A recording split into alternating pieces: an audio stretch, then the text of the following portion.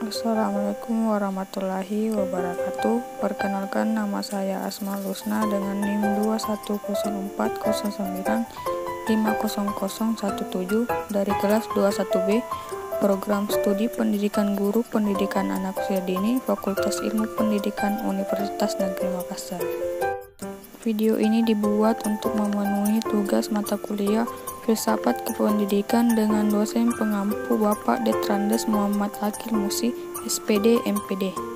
Di video kali ini saya akan menjelaskan fungsi pendidikan dalam kehidupan manusia sebagai makhluk biologis. A. Fungsi pendidikan dalam hidup dan kehidupan manusia. Peranan pendidikan dalam hidup dan kehidupan manusia, terlebih dalam zaman modern sekarang ini yang dikenal dengan abad sistematika.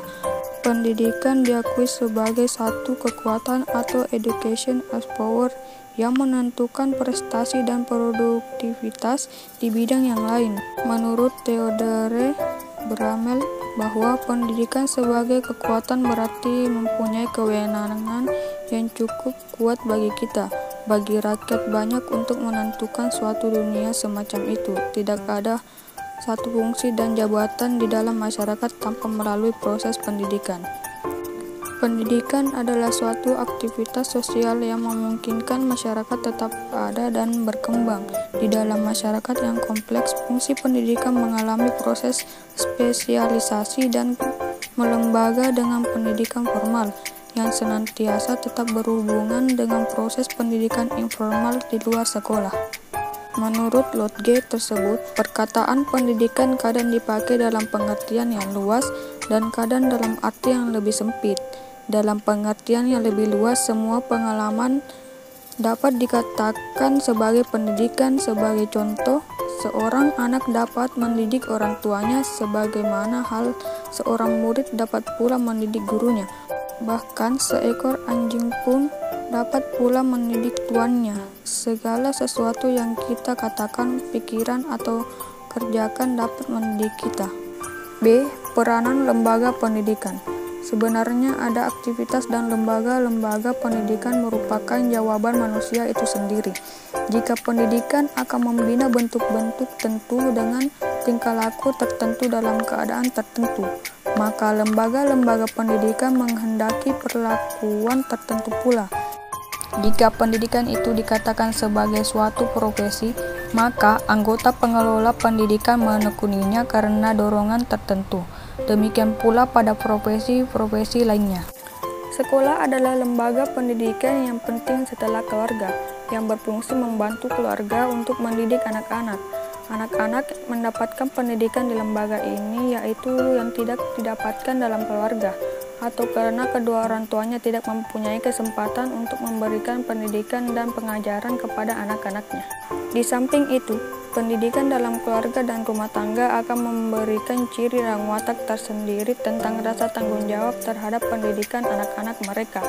Orang tua tidak mungkin menghindarkan diri dari tanggung jawab ini sebagai amanat Tuhan kepada mereka.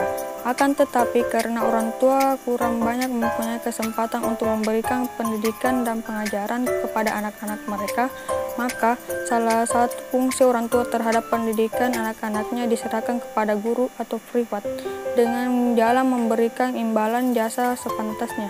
Cara seperti ini pun salah satu upaya dan perhatian yang tinggi dari lembaga terhadap pendidikan. C. Pendidikan adalah suatu keharusan bagi manusia sebagai makhluk biologis. Dididik dan mendidik adalah hal yang unik bagi manusia yang tidak dapat disangka lagi.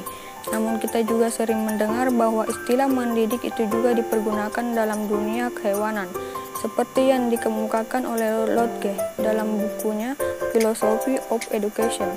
Dia mengatakan bahwa seekor anjing dapat mendidik tuannya. Ungkapan Lodge tersebut dapat pula kita amati pada seekor kucing. Seekor kucing yang beranak pada waktu anak-anaknya masih lemah disusuinya. Anaknya itu dibersihkannya badan anaknya dengan air ludahnya. Sementara anaknya menjadi besar, dilatih dengan berbagai macam gerakan, menerkam dan lari seperti induknya. Pada saat tertentu tidak boleh menyusu. Jika sudah besar dan dapat mencari makan sendiri, lepaslah anak-anak kucing itu dari induknya. Jadi, yang unik bagi manusia dalam animal educandum atau makhluk yang harus dididik adalah karena kerohaniannya. Kehidupan kerohanian merupakan potensi atau kemampuan dasar yang dibawa manusia sejak lahir. Dalam perkembangannya memerlukan orang lain. Dengan bantuan orang lain, potensi tersebut dapat tumbuh dan berkembang secara wajar dan optimal sehingga kebutuhan hidupnya akan terpenuhi. Mampu rohani sebagaimana manusia pada umumnya. Pendidikan merupakan hal yang utama dan universal serta sebagai salah satu keharusan bagi manusia dalam mencapai kesejahteraan hidupnya. Tercapainya kesejahteraan hidup adalah pemenuhan kebutuhan dan keinginan manusia secara biologis yang diperoleh dari pendidikan dan belajar. Sedangkan keinginan dan kebutuhan akan tetapi dalam diri manusia selama hidupnya. Dengan demikian, dapat dikatakan selama manusia berupaya untuk memenuhi kebutuhan dan keinginan hidup sejahtera, maka pendidikan tetap menjadi penentu dan menjadi satu keharusan atau imperatif bagi manusia sebagai makhluk biologis.